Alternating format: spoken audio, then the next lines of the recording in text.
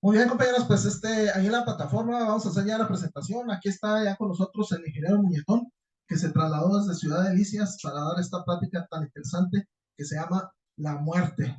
Es un tema muy bonito, muy adecuado a la fecha, a las fechas conmemorativas del Día de Muertos. Entonces, le voy a pedir al ingeniero René Chávez Domínguez, secretario de este grupo de Historia del Parque Revolución, nos dé la semblanza del ingeniero Eduardo Muñetón. Gracias. Gracias y pues bienvenido, ingeniero Newton, aquí a nuestra sede del Corredor Cultural Miguel Anguiano Carlos. Y voy a leer aquí algunos renglones de la semblanza del ingeniero Muñetón. El ingeniero Eduardo Muñetón Soto es originario de la Regina Culines, radicado actualmente en la ciudad de Delicias. Es ingeniero agrónomo, profesión que desarrolló hasta el 2017, historiador aficionado a partir del 2003 hasta la fecha y pues de aquí hasta que Dios nos dé vida y salud. Investigador de las tribus originarias de Chihuahua, ha escrito 2 libros, Los Julimes y Chihuahua Indígena. Pues este último nos lo presentó por ahí en abril del año pasado. Y pues nos ha dado varias pláticas de diferentes temas. Y el día de hoy pues nos va a hablar de este tema que pues hace unos días tuvimos el Día de Muertos y nos va a platicar sobre la muerte. Bienvenido aquí a la sede, ingeniero, y pues le dejo el micrófono. Muchas gracias. Muchas gracias, ingeniero René. Antes que nada, pues muchas gracias a todos los presentes. Es un placer que estén aquí y que dediquen un poco de su tiempo a escuchar a su servidor.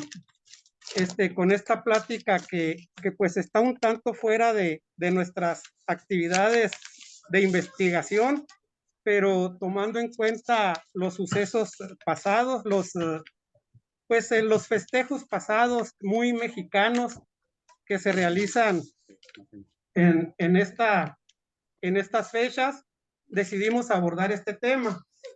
Nuestra intención inicial era más que nada hacer presentarles un video de las formas en que se festeja el Día de los Muertos en la República, sobre todo en el sur, ¿verdad? Que es una maravilla de tradiciones, quizás no prehispánicas, pero sí muy mexicanas, una mezcla de diferentes culturas que le han dado, a las que se les ha dado el toque mexicano. Desgraciadamente un problema en este equipo pues es ese, que no se pueden pasar videos, pero afortunadamente vamos a adquirir uno nuevo gracias al esfuerzo de cada uno de nosotros, ¿verdad? Que vamos a colaborar para tal efecto. Entonces, de los múltiples aristas que tiene este tema, hemos decidido abordar 2. Esperemos que sean de su agrado, y pues les haya de alguna manera la siembra de alguna inquietud en ustedes al respecto. Vamos a hablar en primer lugar sobre la muerte a partir de aproximadamente 5 conceptos que da la ciencia, la filosofía y la religión. Una vez después de esto, vamos a ver si podemos, qué tanto podemos hablar de la concepción de la muerte que tenían los mexicas. Es decir, vamos a hablar un poco del Mictlán, a ver si nos queda claro. Espero poder abordar todo. Muy bien, nuevamente gracias por su presencia. Perdón, ¿usted? Sí, usted me dice sí, sí, claro. No, todavía no. Gracias. Creo y creemos que la muerte del cuerpo es una realidad que es universalmente aceptada en todas las culturas del universo.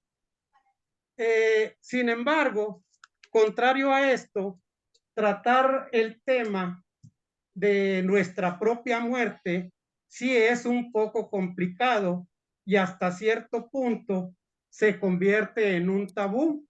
pues muchos de nosotros no nos gusta aceptar esta realidad.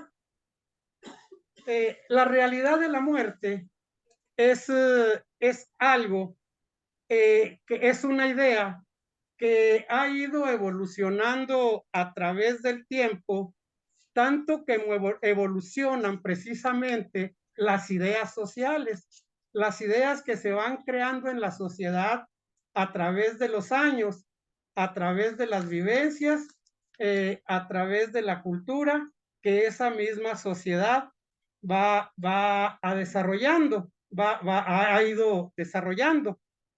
Por lo tanto, las formas de trato al cadáver y el ritual que se realiza inmediatamente después de la muerte del individuo ha atravesado por distintas fases. Se dice que inicialmente, cuando el hombre empezó a separarse como ser pensante del reino animal, lo común era que cuando una persona moría, se le dejara ahí en el lugar donde murió, en la comida, en la casa, en el sueño, en cualquier lugar que se hubiera quedado, sin más ritual, más que quizás unas miradas de amor, unas caricias. Y se dice también que esto sucedía no porque no lo quisieran, no porque no lo necesitaran, sino que simplemente era lo único que su cerebro, que su imaginario podía hacer. Se dice también que las primeras formas de rendirle tributo a la muerte sucedieron en algún tiempo de desarrollo del hombre de Neandertal, es decir, que surgieron un poco antes de la existencia del Homo sapiens. Eso se dice, pero recientemente encontraron que el Homo sapiens tiene una antigüedad 100,000 años antes de los que se creía, de lo que se creía. Si antes se decía que el Homo sapiens había surgido en la palestra de la historia hace 200,000 años, acaban de encontrar restos con una antigüedad de 300,000 años. Entonces, pues realmente ahorita no se sabe, quizás esto cambie y no es común que la historia cambie de acuerdo a los nuevos hallazgos. Posteriormente de esta forma de dejar tirado el cadáver, el cuerpo ya fue depositado en lo más profundo de las cavernas. Posteriormente surgieron las tumbas, tanto en el interior de la tierra como en la creación de montículos, en la creación de pirámides. Posteriormente nace la momificación del cuerpo. Actualmente existe la criogénesis, es decir, la congelación del cuerpo con miras a que en un futuro, cuando la ciencia lo permita, pueda ser vuelto a la vida. Otro método que aún no es muy practicado, pero que ya existe para conservar el cadáver, es la plastinación. Se inyecta una sustancia que tiene las consecuencias cuyas consecuencias permiten la conservación del cadáver tal y cual la apariencia que tenía en vida al momento de su muerte. Desde luego, así como se fue evolucionando en mejorar o en cambiar las condiciones de guardar el cadáver, también con ello evolucionaron las formas de rendirle tributo a su momento, al momento de la muerte. También desde tiempos muy antiguos, antes de Cristo, se ha considerado que la muerte se asocia a una vida consciente. Estamos de acuerdo que por mucha conciencia que se tenga de la muerte, esto no exime del gran dolor que existe en el humano al momento de la separación de un amigo, de un compañero cercano o de alguien con quien tuvimos unas buenas relaciones sociales. Confucio decía o escribió: si no conoces aún la vida, ¿cómo puede ser posible conocer la muerte? Leonardo da Vinci en 1452, Confucio antes de Cristo, escribió: así como una jornada bien empleada produce un dulce sueño, así una vida bien usada causa una dulce muerte. Definir el concepto de la vida y por lo tanto de la muerte, sí es, no existe algo, sí existe algo, no existe algo general en el universo, pues estas definiciones dependen un tanto de las culturas. Pero vamos a definir qué es la vida, vamos a empezar a definir qué es la vida, y definiendo la vida, obviamente, definimos la muerte, porque la vida está asociada indisolublemente a la muerte. Lo que nace tiene que morir y lo que muere tiene que nacer, hablando no en lo individual, sino hablando como especie, hablando como un conjunto de seres humanos que somos. No. De acuerdo con la biología, la muerte es la capacidad que tienen los individuos de nacer, crecer, reproducirse y morir. Es decir, pues, que la vida es un proceso de transformaciones, y estas transformaciones que son partes, que son componentes de un desarrollo.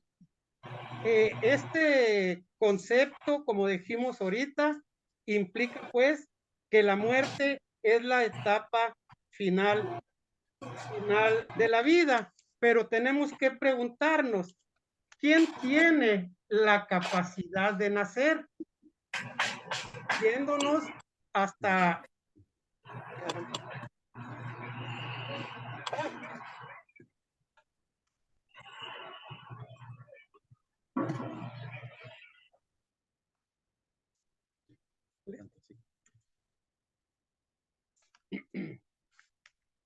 ¿quién tiene la capacidad de nacer? Porque en este concepto nos dice que es la capacidad que tienen los individuos de nacer, pero ¿quién es el que tiene esa capacidad? Nosotros creemos que nos podemos ir hasta el huevo o cigoto. Es la única célula que tiene la capacidad que, a través de diversos cambios que ocurren en el útero, cuando ya está debidamente arraigada en ese lugar, es la única que tiene la capacidad de nacer. Quien se encarga de esta parte es la biología embrionaria. Para la medicina, la vida es el proceso que inicia con el nacimiento y termina con la muerte. Es prácticamente un concepto igual, muy parecido a la biología. Para la vida, para la medicina, la vida es el funcionamiento y coordinaciones óptimas de todos los órganos que componen un ser vivo. Esa sería una vida plena. De lo contrario, cuando hay alguna mal funcionamiento por ahí, pues sería una vida enferma.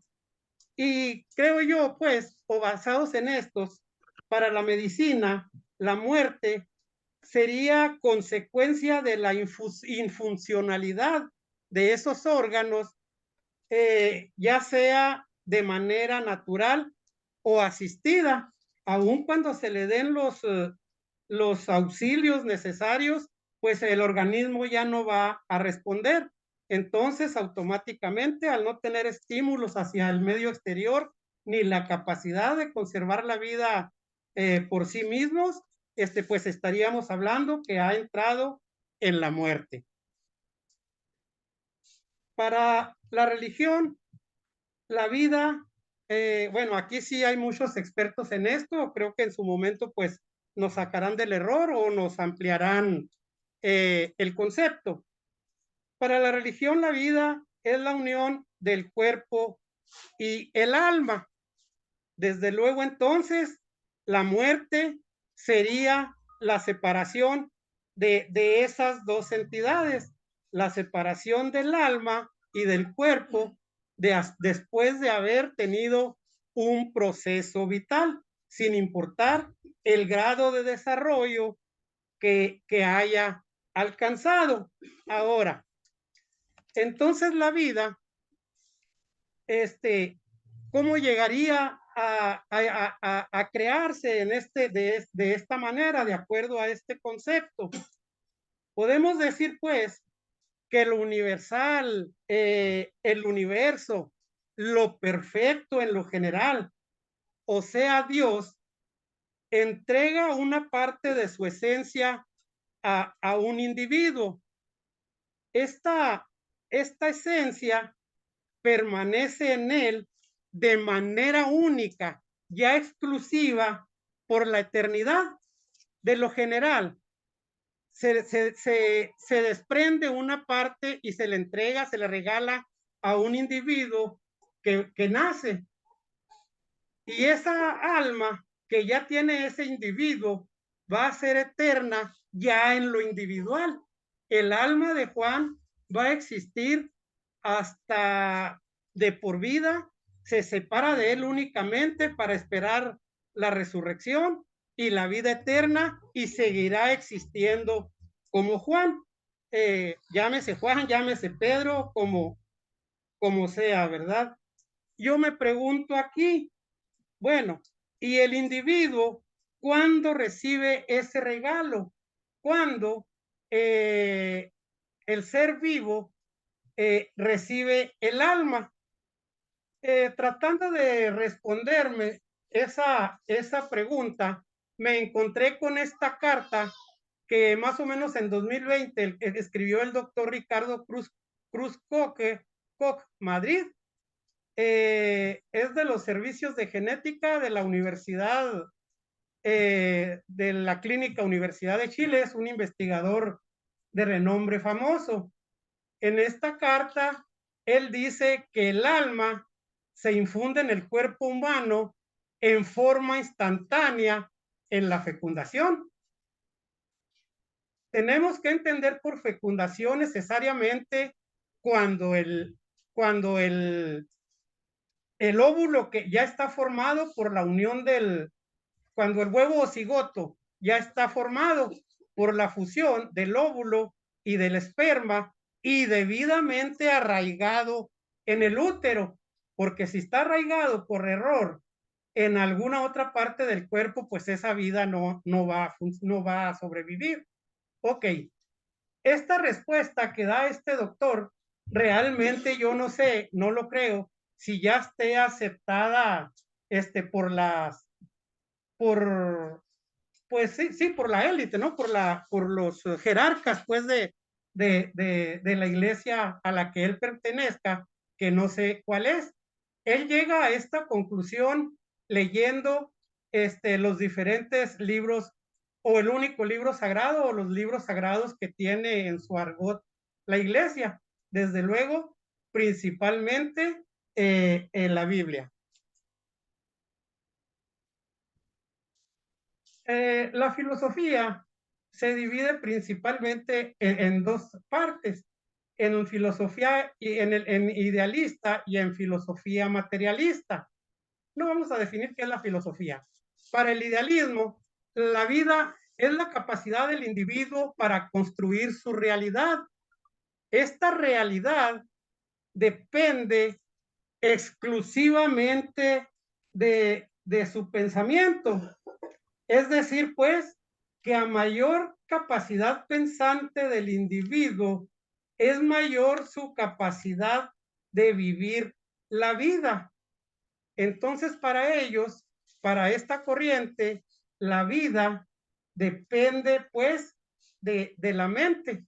¿Sí? Es una construcción de la mente.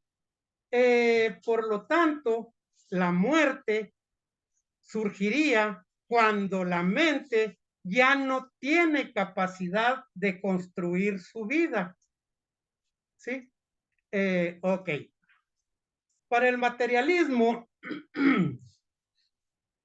la vida y la muerte coexisten al mismo tiempo, son necesariamente complementarias. La vida es, ante todo, la unidad de la creación y la destrucción de células en un organismo, mientras no esté en proceso de descomposición. Es decir, que la vida existe gracias a la muerte y a la fabricación o al nacimiento de células, hechos que suceden al mismo tiempo. Este proceso de nacimiento y muerte de células se expresan en un proceso biológico que llamamos metabolismo. La vida y la muerte para el materialismo, pues, es una dualidad indisoluble, no existe una sin la otra y suceden al mismo tiempo. Este metabolismo está compuesto, el metabolismo está compuesto por dos procesos, el anabolismo, que es construcción, y el catabolismo, que es destrucción. Durante el anabolismo hay más producción de células que la que mueren.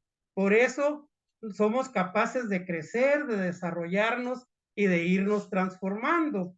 En el catabolismo es mayor la destrucción de células que el nacimiento y por tanto, por eso nos vamos haciendo viejos. ¿Cuándo ocurre la muerte aquí?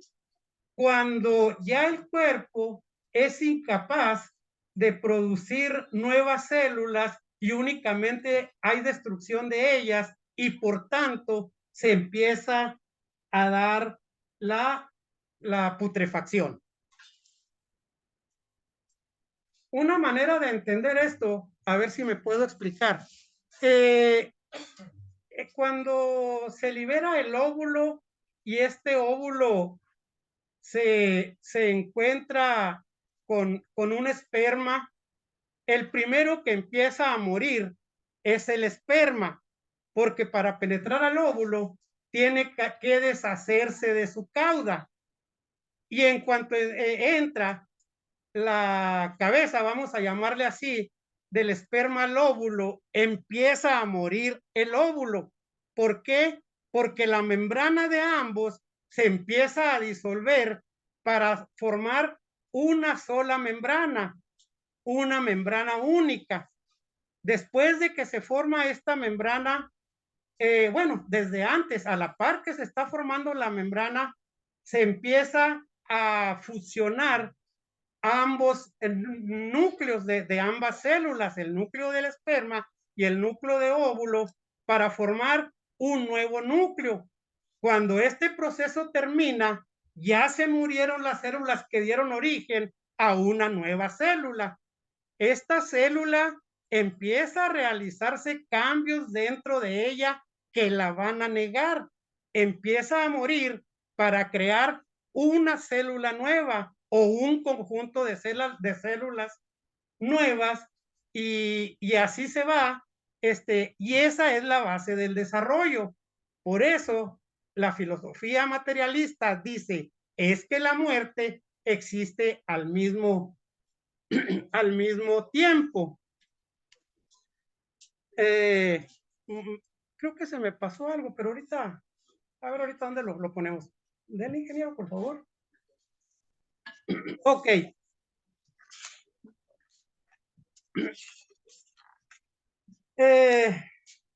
De acuerdo al doctor Eduardo Matos Moctezuma, un arqueólogo de renombre, Él plantea que para los mexicas o por los antiguos humanos, sin importar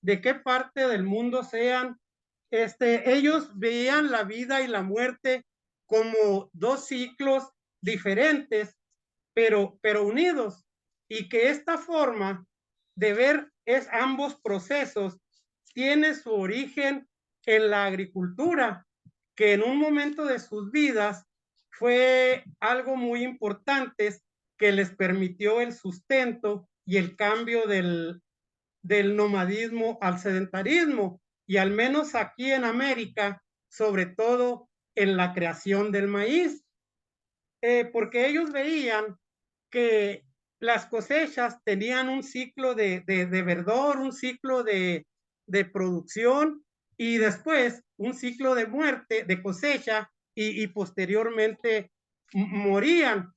Entonces, en estas figuras plantean esos dos ciclos, pero separados uno del otro. La parte encarnada, pues representa la temporada de lluvias, la temporada buena, donde hay comida, hay vida, y la parte descarnada, pues la parte de la seca, del estío, en donde no hay producción y donde, bueno, donde no había producción. No sé hasta qué punto pudieran tener ellos la idea, el concepto de la muerte, como el que acabamos de describir, que realmente vieran la muerte no como ciclos, sino como una realidad conjunta. Esta máscara es de 1000 años tiene 1000 años de antigüedad antes de Cristo.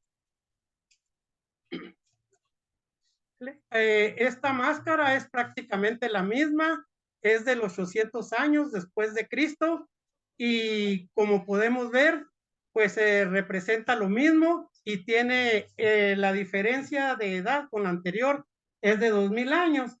Entonces, tenían el mismo, la misma representación. Dele, ingeniero, por favor.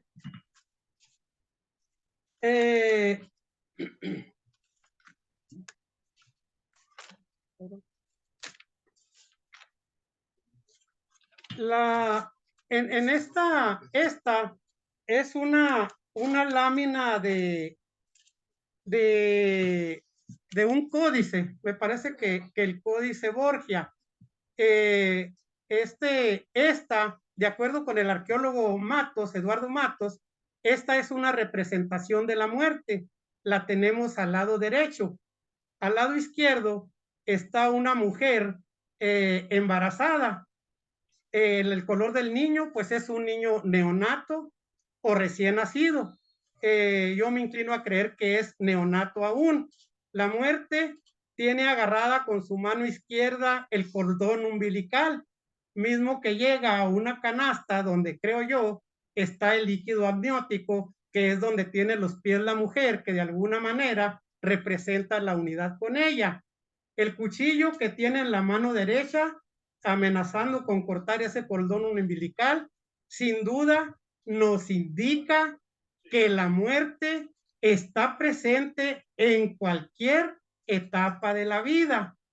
O nos puede indicar también que la muerte es parte indisoluble de la vida en cualquier momento. Por favor, ingeniero.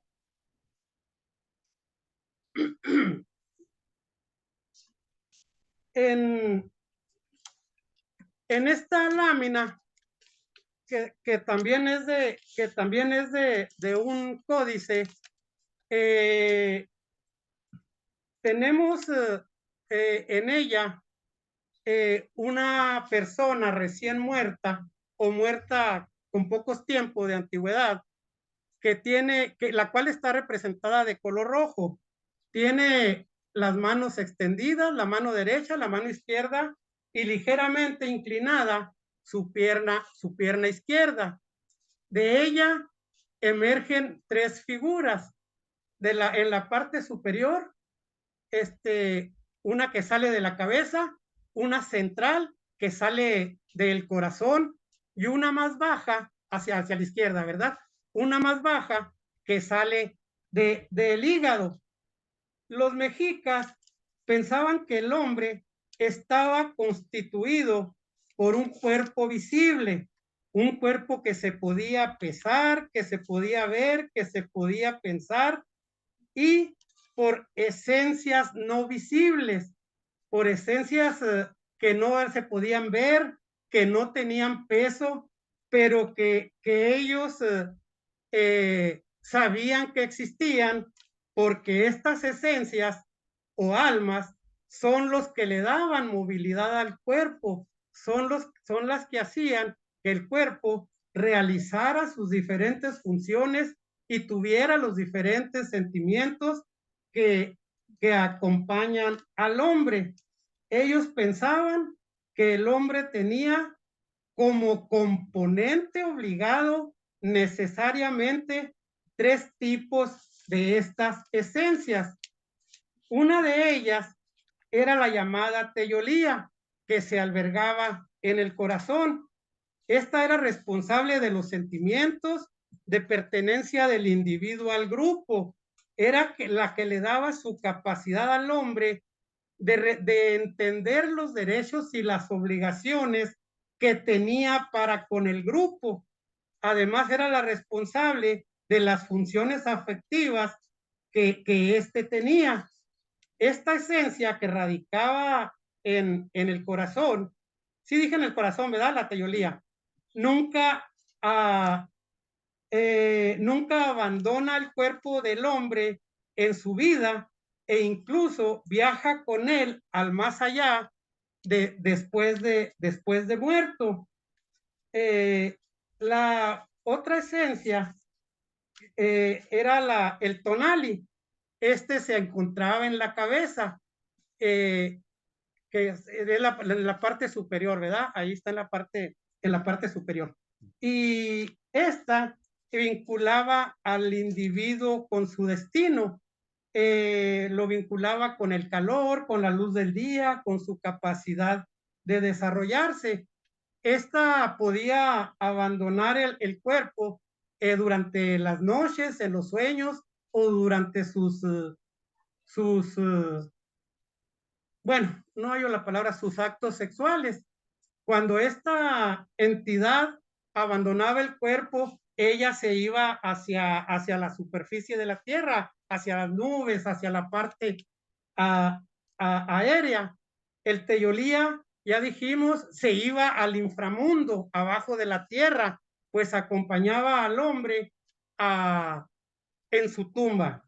La tercera entidad, la más baja, es el iyotl. Se encuentra en el hígado. Esta era la responsable de dar el vigor físico a los hombres, pero también de influir en sus pasiones. Cuando esta entidad abandonaba al hombre, esta se quedaba en la superficie de la tierra y por ahí vagaba. Se dice, tenían la creencia de que en algún momento dado podía aparecerse como fantasma o podría ser la causante de diversas enfermedades en los hombres.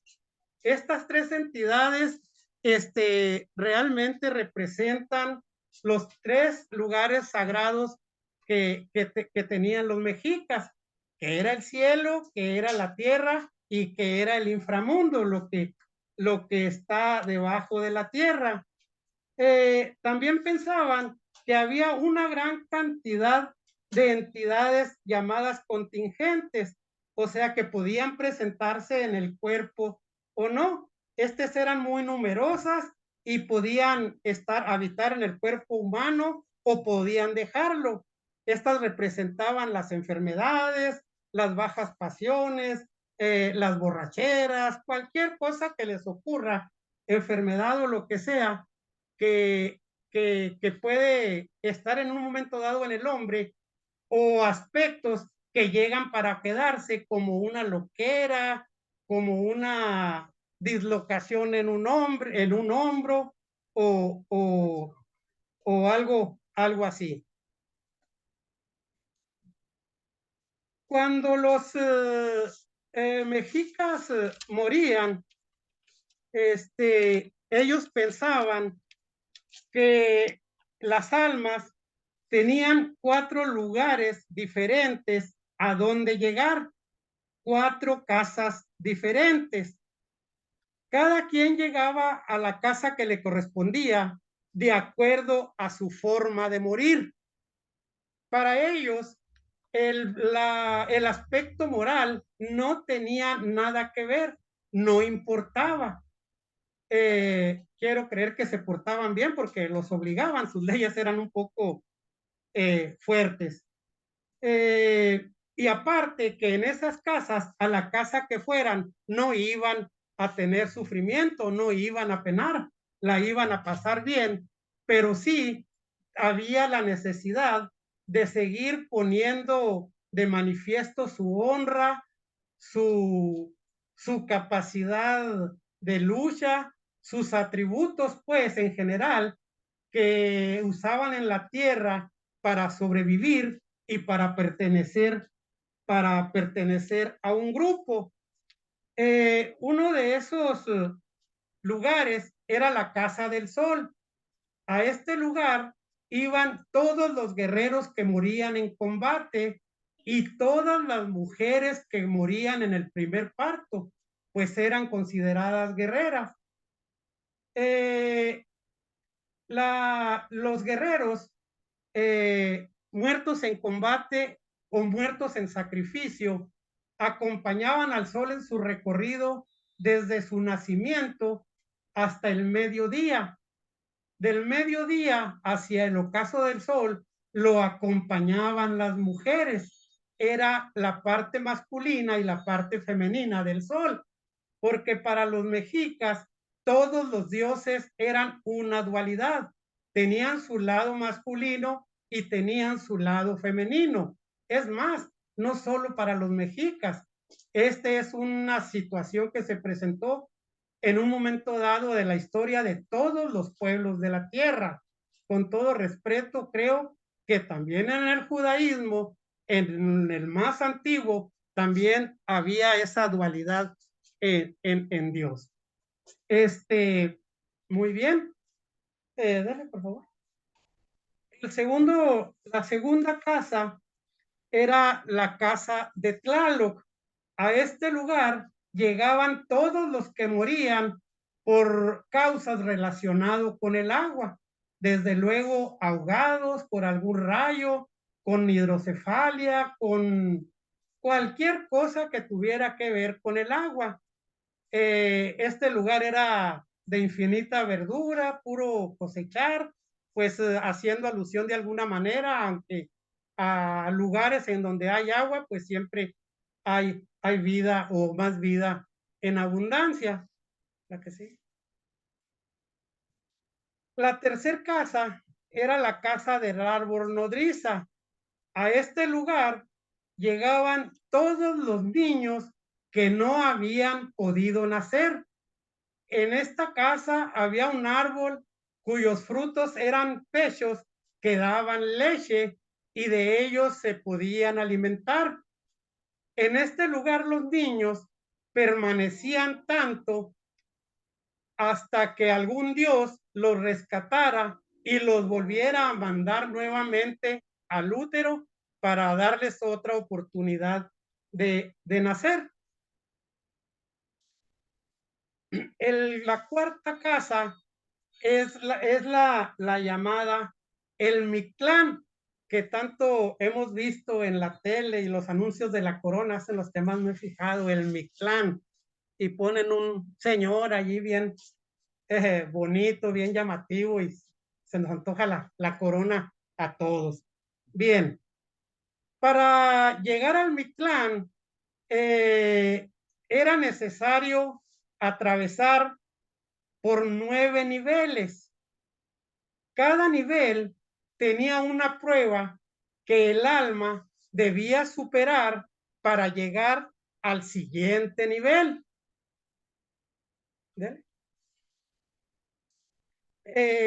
Cuando el cadáver era depositado en la tierra, tenía que ser devorado por Tlatecutli, la diosa de la tierra. Ella devoraba su cadáver y paría su alma, como una necesidad para que esa alma pudiera iniciar su viaje al Mictlán. Si esa alma no era parida por esta diosa, por la diosa de la tierra, no podía iniciar ese viaje. Esas 9 etapas, esos nuevos niveles para llegar al Mictlán, estaban contenidos en un río. Por lo tanto, el viaje al Mictlán iniciaba en una orilla y el último paso, el 9º, terminaba en la otra orilla del río. Entonces, cuando el alma era parida por la tierra, ¿vale? Esa alma despertaba en la primera orilla. Ese lugar, en ese lugar, la primera prueba es que el alma tenía que ser reconocida por un perro. De entre todos los perros que había en el lugar, cuando el perro conocía a su amo, movía la cola e iba hacia él. Este perro le iba a ayudar a cruzar ese río. Sin él no podía realizar el viaje. Si el difunto no había tenido un perro en su vida, o no se le había muerto más bien un perro en su vida, era sacrificado uno para que lo acompañara en su viaje al Mictlán. Esto es importante porque quiere decir que los perros jugaban un papel importante en la vida de los indígenas y por lo tanto era obligación tratarlos bien porque de lo contrario no podían descender al Mictlán. El segundo nivel es llamado donde los cerros se juntan. En este lugar había 2 cerros que se juntaban y se separaban constantemente y por lo tanto el individuo tenía que ser cuidadoso al atravesarlos para no morir en el intento. Dele, por favor, ingeniero. Una vez cruzado este nivel, descendía al tercer nivel, que es llamado la montaña de obsidiana. Aquí tenía él que atravesar una montaña llena de puntas de obsidiana, que era, creo que es con la que ellos hacían sus flechas, y por lo tanto era descarnado. Se le cortaban su piel, sus pies sobre todo, sus manos, todo lo que usara para subir esa montaña. El cuarto lugar es llamado vientos de obsidiana. En este lugar era frío, siempre estaba nevado, había 8 senderos que llevaban a 8 montañas de poca altitud. Los vientos eran tan fuertes y tan helados que se encargaban de desgarrar el resto del cuerpo, sus carnes pues que no habían estado en contacto con la montaña de obsidiana. El quinto lugar se llamaba o se llama donde la gente vuela y se voltea como banderas.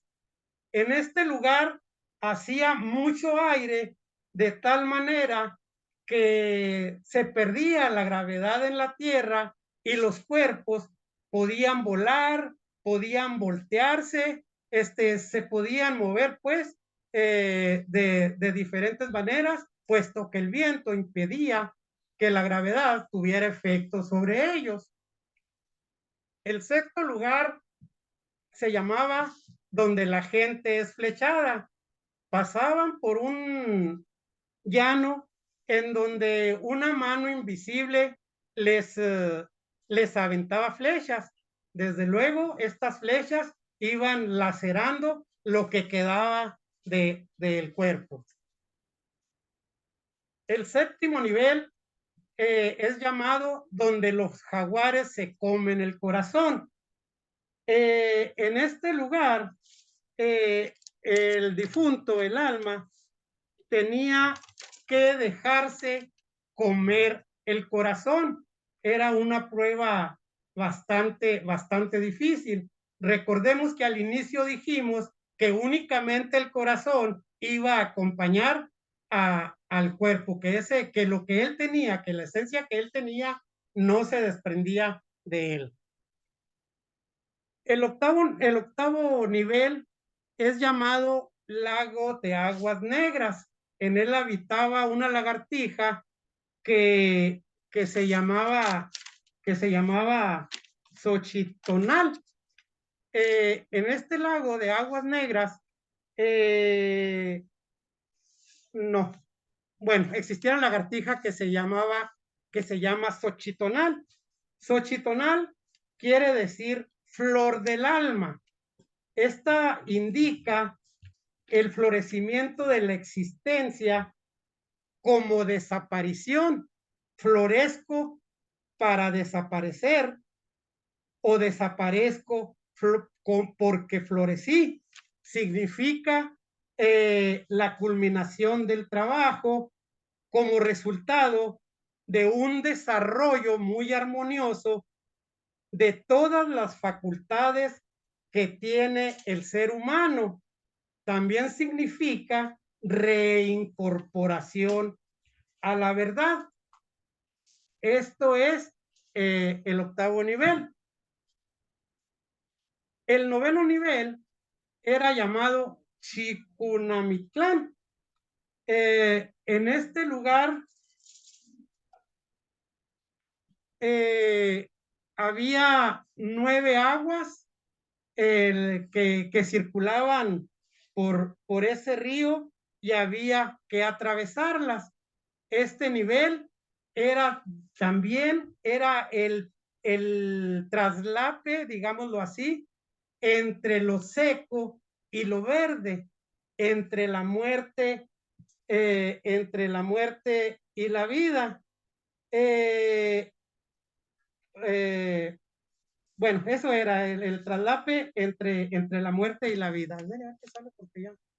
Ok, tele para atrás, por favor. Entonces, una vez cruzado este nivel, el alma ya llegaba a la otra orilla del río y en ese lugar abría nuevamente los ojos. Desde luego que para atravesar estos 9 niveles y sobre todo en este último lugar, tenía el alma o el difunto que presentar los regalos que le llevaba a los dioses de la muerte, que es lo que son los que habitaban en este lugar. Les llevaban papeles, les llevaban ropa, les llevaban flechas, diferentes regalos, pues, para aprobar su viaje al Mictlán. Una vez que los señores de la muerte checaban que había concluido satisfactoriamente las 9 pruebas y que estaban de acuerdo con los regalos que llevaban, le daban su pase al Mictlán. Cruzaba el río y abría los ojos. Se dice Sahagún, que es en el que se basa principalmente el doctor Matos para hacer sus análisis de todos estos procesos, que este proceso duraba 4 años. Otras personas dicen que que estos 4 años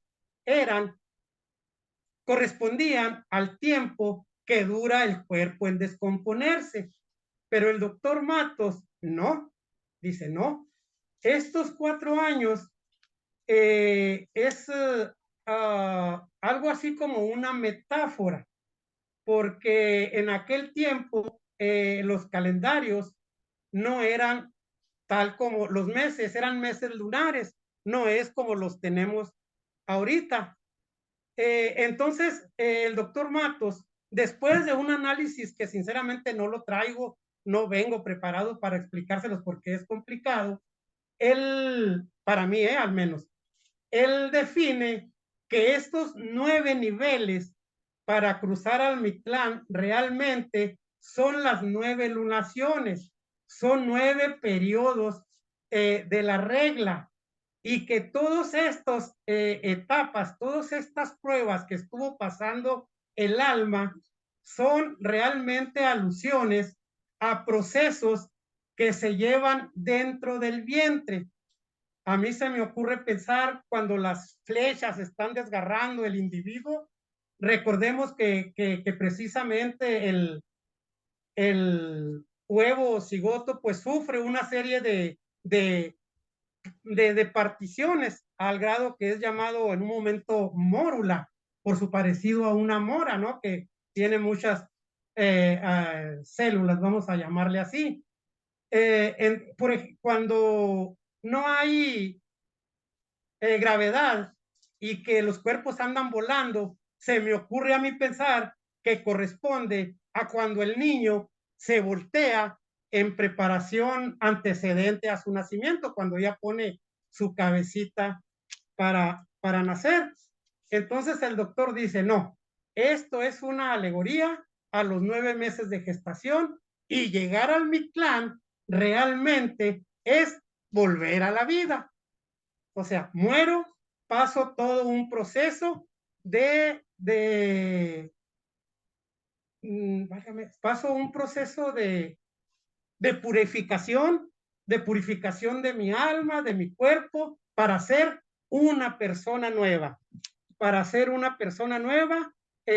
tal como me lo pide, tal como se explica más o menos en el Xochitonal, ¿no? Me preparo como una persona nueva para llegar nuevamente a la vida. Concluyendo, pues, bueno, no como conclusión, la muerte es igual a la vida, bueno, no son iguales, lleva implícita la muerte. Quizás nunca vamos a estar preparados para recibirla, pero pues es una realidad. Yo en lo personal, ahí les diría a mis hijos que les avisen si estoy consciente durante la muerte, quiero sonreírle, es una manda, vamos a decirle así, que tengo. Si no sonrío, es porque no estaba consciente. Señores, pues muchas gracias, espero haberles servido de algo esta plática, ¿eh? Gracias, compañeros.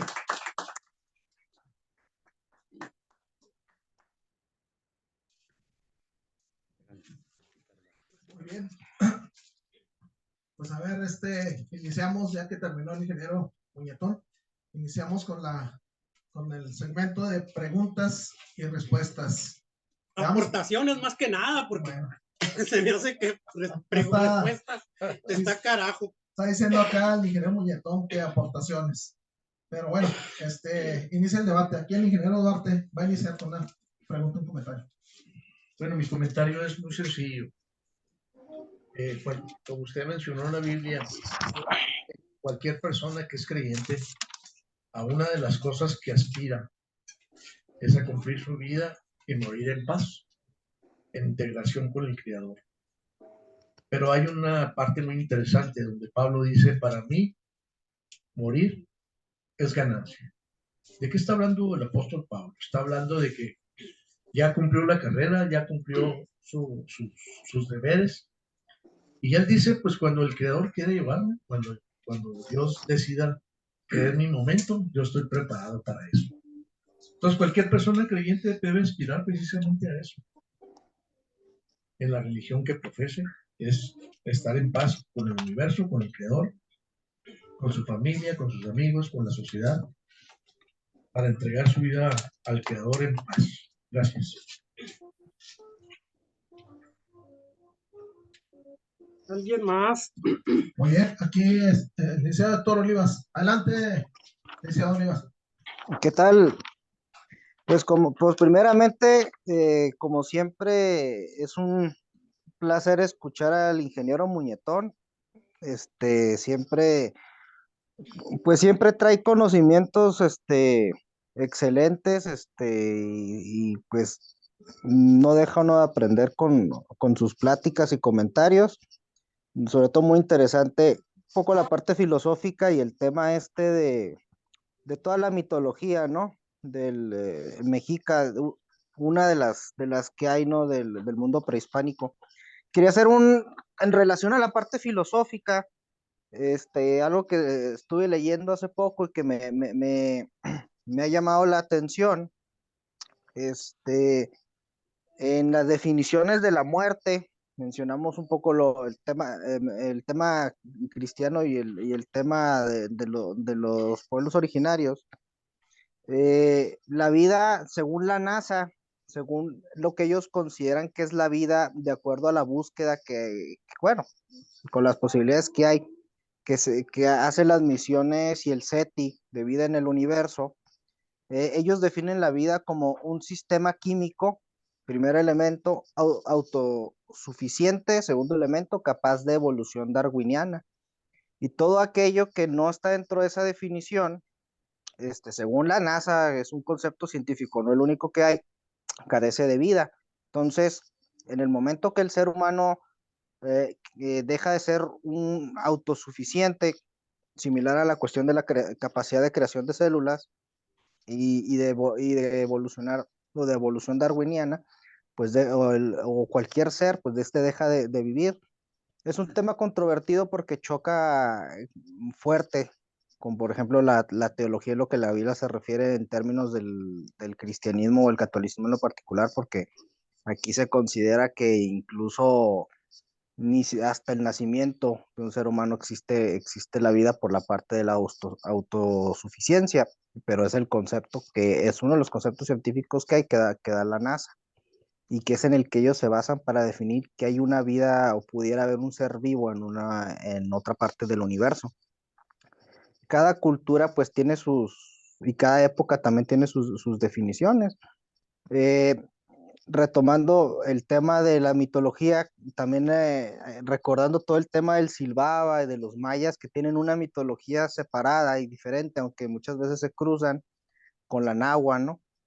Pues excelente tema. Gracias. Sí, se oiga. Gracias, licenciado, gracias. Sí, interesante. La vida es química, es electrones, neutrones, protones, no más que lo que la diferencia de las otras ciencias es que la unidad más pequeña de la vida es una célula y la unidad más pequeña de lo que no es vida, caray, bueno, puede ser una molécula no orgánica, desde luego. Más o menos por ahí es, porque la célula pues también tiene elementos, ¿no? No más que los tiene de manera orgánica. Es muy importante estar en paz con el Señor para tener una muerte digna, pero es más importante estar con el Señor para tener una vida adecuada a mi persona, una vida de felicidad, una vida de satisfacción, de respeto con mis semejantes y de tolerancia. Y creo que en la medida en que nosotros nos queramos a nosotros mismos, tengamos la capacidad de querer, de dar y de recibir, es la forma de medir la cercanía con el Señor. Adelante, Ricardo Pérez, adelante. El micrófono. Perdón, gracias. Pues me gustó mucho la exposición, pero más que aportaciones, creo que habría que dedicarse a estudiar muchísimos aspectos. Yo solo quisiera comentar dos cosas con base en lo que el ingeniero nos planteó. Primero, que tenemos el problema de una visión antropocentrista. Seguimos sintiéndonos el centro del universo, ¿sí? Desde que casi no lo conocíamos hasta ahora que tenemos un conocimiento más amplio del mismo. Y entonces, pues obviamente, cuando hablamos de la vida, hablamos de la vida humana, no de los demás seres a los cuales no les concedemos muchas veces, dependiendo de las creencias religiosas o no, científicas, ¿no? O sea, no se les concede esta característica anímica, ¿sí? De tener ese don de la vida, ¿no? O sea, en igualdad, ¿sí? Y la otra cuestión que me surge en la exposición de el ingeniero Muñetón es precisamente qué pasa ahora. Antes era la fusión entre el esperma y el óvulo que daba origen a la vida, ¿sí? En el caso de lo que nos refería. Pero ¿qué pasa ahora con los clones? Que es un tema verdaderamente muy actual y que cambia entonces las características de esta definición de vida que nos daba el ingeniero. Esa es mi participación. Gracias, ingeniero. Al contrario, señor Pels, un gusto. Definitivamente tiene usted razón. Hay mucho que conocer y que ver todavía. La sociedad, nos vamos por las medias, trabajamos, ¿cómo se me fue el rollo? Por lo que sucede más en general, porque incluso me tocó escuchar una conferencia donde ya se está planteando que en un futuro va a ser posible no morir. Así lo dicen. Incluso es posible, estamos hablando de 10 años, 30 años a lo más, para tener una perfección al respecto. Es posible revertir la vejez. Ojalá duren 5 años, porque pues me urge. Pero bueno, hay adelantos bastante fuertes que definitivamente van a cambiar los conceptos. Y esa fue una de las cosas que se me olvidó mencionar.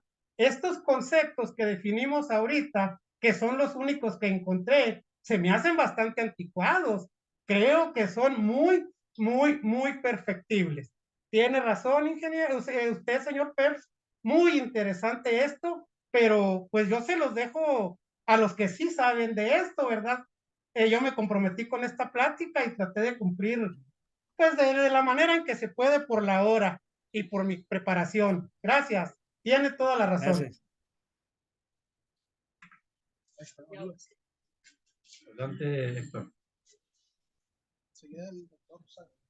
Y yo creo que ni la religión, ni la filosofía, ni la ciencia al momento han logrado tener una definición plena, total y definitiva de lo que es la vida, dónde inicia y dónde acaba.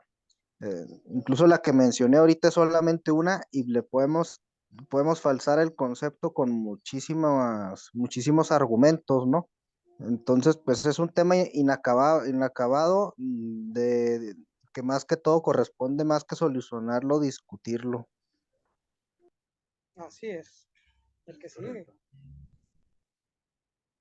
Sí, por aquí va a participar el doctor Bernardo Garnaga. Adelante, doctor. Buenas noches a todos. Bueno, hablar de la vida pues es algo muy interesante. Nosotros estamos compuestos de células. Entonces, existen diferentes formas. La vida es diferentes formas de reproducirse de las células. Nosotros nos reproducimos a través de la mitosis. Sin embargo, sobre todo en el reino vegetal, pues las células se reproducen hay otras formas. La bigeminación, una célula se parte en dos en forma espontánea o dentro de cierto ciclo, sin necesidad de fusionarse dos células, como es el caso nuestro. Entonces, la vida es la reproducción celular. A través de un proceso bioquímico se da la reproducción. Eso es la vida. Cuando un ser vivo deja de reproducirse, deja de tener mitosis, deja de producir nuevas células, entra en la muerte. Nosotros tenemos muerte cuando cesan nuestras funciones vitales. ¿Cuál es lo vital? Un corazón latiendo que lleva sangre, que lleva oxígeno al cuerpo. Cuando el cuerpo deja de oxigenarse, empieza a morir, pero no muere todo junto, va muriendo por partes. Lo primero que muere es el sistema nervioso central. Aproximadamente a los 8 minutos, cuando no le llega oxígeno al cerebro, al corazón, el corazón tiene un sistema nervioso. Cuando ese sistema nervioso del corazón, del intestino, del cerebro deja de funcionar, entra en un proceso irreversible. Por eso, después de 8 o 10 minutos en condiciones normales, dejamos de oxigenarnos, ya estamos muertos cerebralmente. Podríamos, y el corazón también dejaría de funcionar porque ya no tiene un mecanismo de volver a producir latidos. Entonces, en 10 minutos, en condiciones normales, después de oxigenarnos, tenemos una muerte irreversible. Antes de ese tiempo, podremos tener un procedimiento de reanimación, le hacen masaje, electroshocks, y puede volver a la naturaleza, a la normal. Es reanimación, no resucitación. Nomás Cristo resucitó, dicen. Nosotros nos reaniman, una reanimación cardiopulmonar, y podemos volver a tener vida normal o con alguna lesión, alguna secuela. Diferentes partes del cuerpo van muriendo. Primero el sistema nervioso central, sistema muscular, sistema endocrino. Todo ya después de algunos días de muertos, nuestro pelo, nuestras uñas siguen creciendo. O sea, hay vida ahí, pero es en un proceso de muerte irreversible, porque ya no está recibiendo oxígeno, ya no recibe nutrientes, entonces seguimos muriendo. Puede haber la córnea, 24 horas después se le puede quitar a alguien y ponérsela a otro y sigue viable.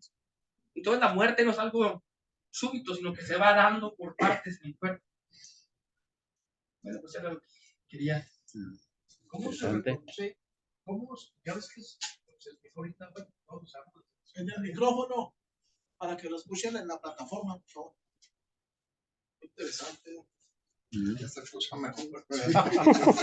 Oye, doctor, ¿cómo es que se reproduce un ser vivo, por ejemplo, como los que no necesitan macho y hembra? ¿Cómo se hace? Porque en el caso de nosotros necesitamos un esperma y un óvulo que se juntan para crear una nueva forma de vida. Se destruyen las dos anteriores para crear una nueva vida.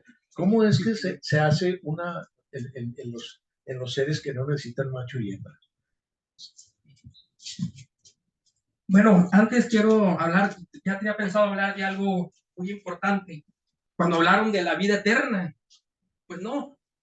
Nosotros tenemos dentro de nuestro código genético una parte que se llama el telómero. El telómero, no todos conocemos el ADN, ¿verdad? Aquí una cadena ahí de ADN. Y en cada extremo de los cromosomas tenemos una colita ahí que se llama telómero. Conforme vamos envejeciendo, este telómero se va haciendo más corto. Las personas que son estresadas, que se alimentan bien, que se enferman mucho, este telómero se va acortando. Y eso va a llegar a un punto que es tan pequeño o desaparece que la célula ya no se puede reproducir. Es como si el sistema del cuerpo tomara el ADN del telómero y lo reprodujera. Cuando ya se deja, no se sigue reproduciendo las células, el ADN, a través del telómero, de los telómeros, es cuando las células mueren. Entonces nosotros estamos tan vivos como tengamos de telómeros. Si yo me hago un estudio de mis telómeros, no, pues sí me quedan 20 años de vida, o me quedan 5, o ya estoy en las últimas, mi cuerpo va a empezar a fallar, porque mis telómeros están muy cortos. Entonces la respuesta a la juventud está en los telómeros. Así hay un libro de una doctora que ganó el premio Nobel de Medicina, que se llama La respuesta está en los telómeros para la vida. Y lo máximo que puede vivir un hombre, según estudios, son 140 años, a través de una adecuada alimentación, nutrición. según este libro de la doctora Premio Nobel de Medicina, 140 años es lo máximo que puede vivir un hombre. Entonces la reproducción, pues son cada ser vivo o cada especie maneja de diferente forma su ADN. Sus telómeros funcionan de diferente forma a través de un proceso que se llama mitosis. Mitosis quiere decir división celular. Y la división, pues, depende de cómo es su ADN. Inclusive hay bacterias que tienen un ADN circular, plásmidos se llaman. Entonces es su forma de reproducirse a través de un ADN que se reproduce diferente. Las células se dividen, la mitosis, se reproduce el ADN y luego se separan. En una célula tiene 46 cromosomas. Esos cromosomas se dividen en 23 pares y se vuelven a hacer 46 en el caso del ser humano. Los cromosomas pueden variar de un ser vivo a otro. Bueno, sí, con la pregunta que hizo usted, eso se conoce como partenocarpia. Es un proceso que se da en algunos individuos, tanto vegetales como animales, sobre todo en los insectos. Hay unos insectos que se llaman pulgones que cuando es tanta la abundancia de alimento, para no perder tiempo en reproducirse a través de huevo, lo hacen partenocárpicamente. La hembra da a luz más hembras, se saca copias a ella misma. Este proceso también se lleva a cabo en algunas especies de lagartijas. Ya no necesitan machos. Ellas, cuando creen conveniente, echan a funcionar una serie de procesos bioquímicos para sacar copias de ellas. Incluso se dice que este proceso va a ocurrir en la humanidad. En un momento dado, la mujer no va a necesitar de machos para reproducirse. Con todo respeto, yo lo leí, no sé qué tan cierto sea. Con todo respeto, doctor, porque puedo estar hablando barbaridades. No, o sea, está muy interesante esto. Ese proceso, bueno, ya dije, son por productos, bioquímicas, reacciones bioquímicas que tienen que ver, se puede inducir artificialmente en algunas plantas y en algunos animales a través de la maniobra de maniobrar los elementos químicos que componen una célula. Sí, todo es química, pura bioquímica por estar aplicado a la vida. Sí. Ya que tocó el tema el doctor Sagarnaga, más para hacer una pregunta. Mire, doctor, yo estuve administrador del Hospital Central, estuve por 3 años. En ese tiempo estaba funcionando el Consejo Estatal de Trasplantes, pero había comunicación con Trasplantes de México. En alguna ocasión fueron al Hospital Central, vinieron por un corazón. Llegaron con la hielera, pues, bueno, ya no vi yo todo eso, entonces pues, simplemente pues escoltados, ¿no? Con los médicos ahí conocieron, entrar rápido, un viaje especial, sacaron el corazón, la hielera, ya, pues ahí va el corazón. Ahorita mencionó respecto a las córneas, en el caso del corazón o en el caso de alguna pieza, de un brazo, de una pierna, de un dedo, del pene, que se han cortado y que, ¿cuánto tiempo es el tiempo razonable en que se pueda hacer, o sea, unir otra vez esa pieza, principalmente lo del corazón? Bueno, yo mencionaba que en condiciones normales, si una persona, como nosotros, cae en paro, a los 10 minutos ya no hay reanimación, ya no hay regreso. Pero si una persona cae en agua helada, congelada, o sea, agua súper fría, a muchos grados bajo cero, parece que entra en un estado como de sueño, como de baja reproducción celular. Entonces no requiere oxígeno, tanta cantidad de oxígeno, no requiere. Entonces una persona puede estar 25 minutos bajo el agua, la extraen, le dan reanimación y como si no hubiera pasado nada. 20 o hasta 25 minutos. Así también con el corazón, ¿verdad? Lo extrae inmediatamente, pero le siguen infusión, le ponen una solución, alten oxígeno, lo transportan no nomás así sin sangre vacío, sino que lleva una solución específica electrolítica y frío. O sea, baja su demanda y le aumenta las aportaciones. Entonces lo pueden transportar 2 horas.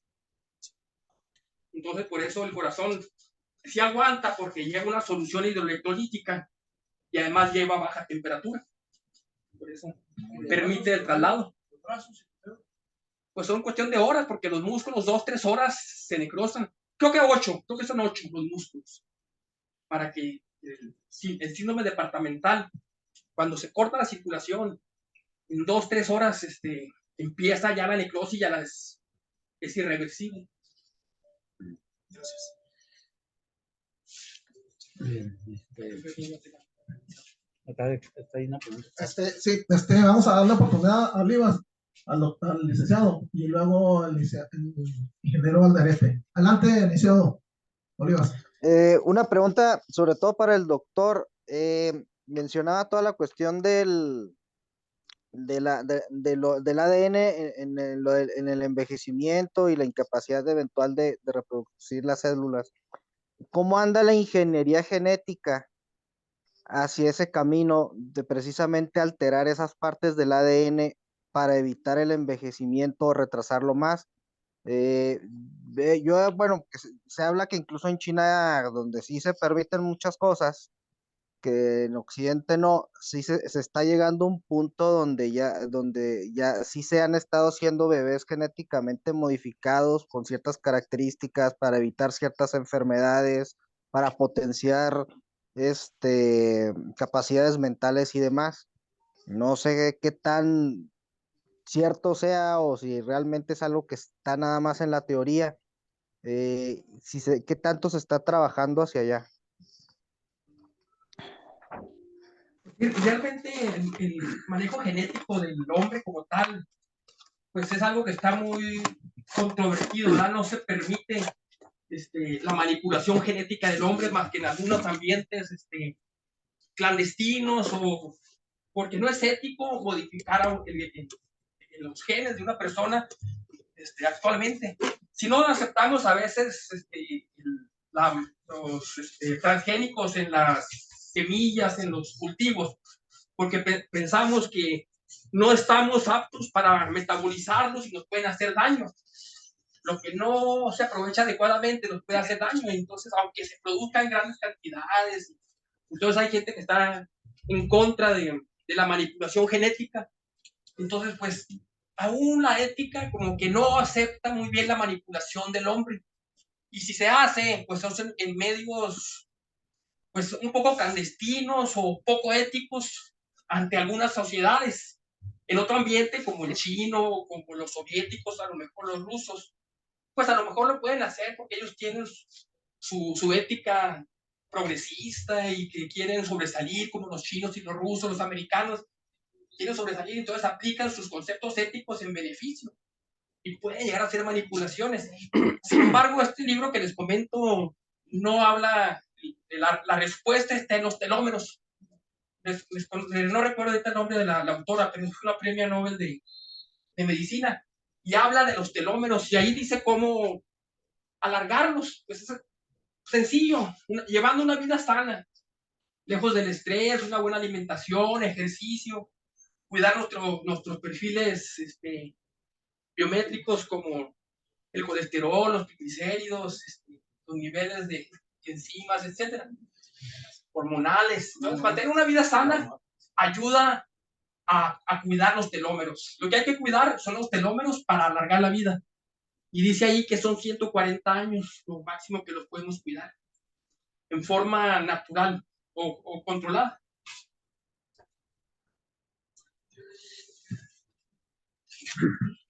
Ingeniero Valderete, adelante. Pues la lleva mi suegra, tiene 94 años. Faltan 60, no, 50. Sí, bueno, pues felicitarnos a los dos, llevamos dos conferencias aquí. No, básicamente el tema es sobre la reanimación. Hace mucho que, cuando estaba muy joven, buscaba muchos libros raros y había uno que compré que se llamaba Vida después de la muerte. y básicamente habla de la reanimación. Dijiste ahorita, o sea, gente que por algún accidente, por algún problema, se mueren o están a punto de morirse, de repente llegan y pues llegan los doctores y los reaniman. Hay gente que ha durado X minutos o horas que lo vuelven a reanimar, y casi todos, de una persona de Estados Unidos, que era el del libro junto a cerca de 500 personas y las entrevistó, y casi todos platicaban el mismo proceso.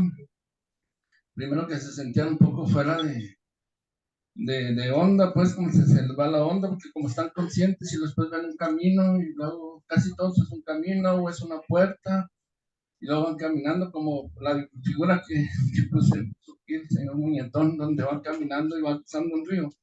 Ahí básicamente van cruzando el camino, y al final del camino, ya cuando van por pasar, ven una luz como que los está recibiendo y sienten mucha paz, se sienten muy bien. Y muchos de ellos, después de pasar todo eso, y en el libro, pues este es el mensaje del libro, platican como que es muy bonito, que algunos que ya no se querían regresar, o sea, que están bien a gusto y de repente se dan un golpe y despiertan en un hospital con un golpe o lo que fuera. Entonces, pues la opinión aquí sobre ese tema de la reanimación, y básicamente es un mensaje de ese libro, de que la muerte, bueno, seguimos lo que dijo al principio, pero el alma sigue separada, se separa del cuerpo y sigue para otro camino. Y te va bien, papá. Que sepa de reanimación, que la trataba de alguna. ¿De animaciones? Sí. ¿Cómo? Si le toca alguna reanimación. No, muchas. A ver, ¿qué le platican? Alguien que se andaba muriendo. No he tenido, pero yo sí tengo una propia. Yo tuve un accidente por ahí en el 90, donde íbamos 3 compañeros, nos metemos abajo en una pipa de frente, los otros 2 fallecen. Yo me voy caminando no sé cómo me salí, me fui caminando por la carretera. Después del golpe, vi una luz. O sea, íbamos en la noche, mi oscuridad se volvió una luz. Y esa luz se fue cerrando hasta que desapareció. Y cuando yo desperté, súper feliz. O sea, mis compañeros murieron, pero yo estaba feliz porque había visto la luz. O sea, no sé si fue la luz, o fue el golpe, o eran mis mejores amigos que fallecieron ahí, y yo no tuve ese sentimiento de dolor, que se puede sentir, ¿verdad?, con la muerte de un amigo. Nunca derramé una lágrima. Yo decía, si ya están muertos, están descansando. Eso fue la idea que yo tuve. Y pues sí he leído libros de la vida después de la muerte, que se ve que van avanzando entre personas. Y llega un momento que no, tú todavía no, y lo regresan. Pero sí, normalmente después de 10 minutos, una persona ya no hay mucho que hacerle en condiciones normales de animación. Pero sí, lo que yo pasé fue algo de un evento agradable, a pesar de la muerte de 2 compañeros. Y yo se lo atribuyo a la luz. Bueno, sí, enseguida Ricardo Pérez. Sí, fíjense que hace algunos, en vida de Miguel Anguiano, yo preparé un tema sobre la muerte y precisamente me invitaron ayer en el Hospital Central a dar la plática ante, es muy raro, ante enfermeras, enfermeros, médicos, y es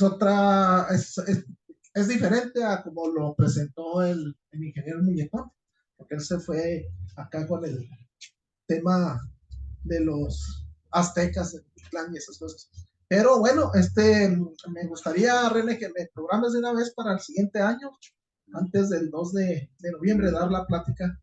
Le pondremos también la muerte, pero en relación a la duda o el comentario del ingeniero Anderete, ahí en la plática que doy yo, Manuel, se dice que hay una luz y que la persona que fallece o está falleciendo va por esa luz.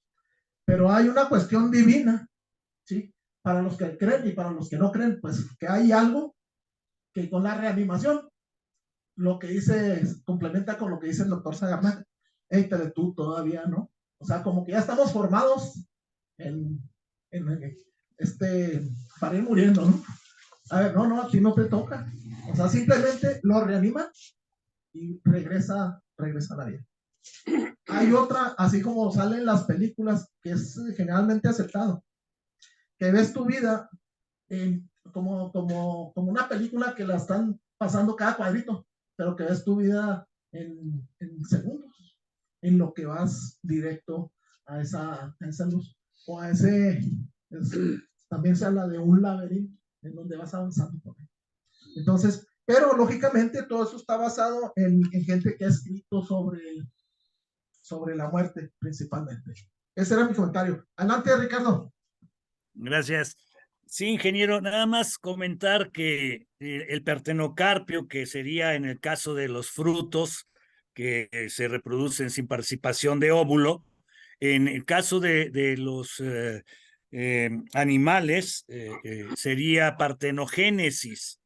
La forma de llamar al partenocarpio en su forma vegetal, digamos, ¿no? Partenogénesis sería en las abejas, en los áfidos, que además son una maravilla porque ya vienen embarazados, por decirlo de alguna manera, ¿sí? Y los críos que vienen ya también están fecundados, que es muy interesante ese fenómeno en los áfidos, ¿no? O sea, muy interesante. Pues a mí me encantó su plática. Muchas gracias. No, pues ya. Bueno, si no hay, a ver, en plataforma, ¿alguna pregunta, algún comentario? No hay. Aquí en nuestra sede, no hay. Bueno, pues felicitar al ingeniero Muñetón por su plática tan interesante y al doctor Sagarná que complementó mucho con los comentarios, ¿verdad? Muchas felicidades. Vamos a dejar de transmitir.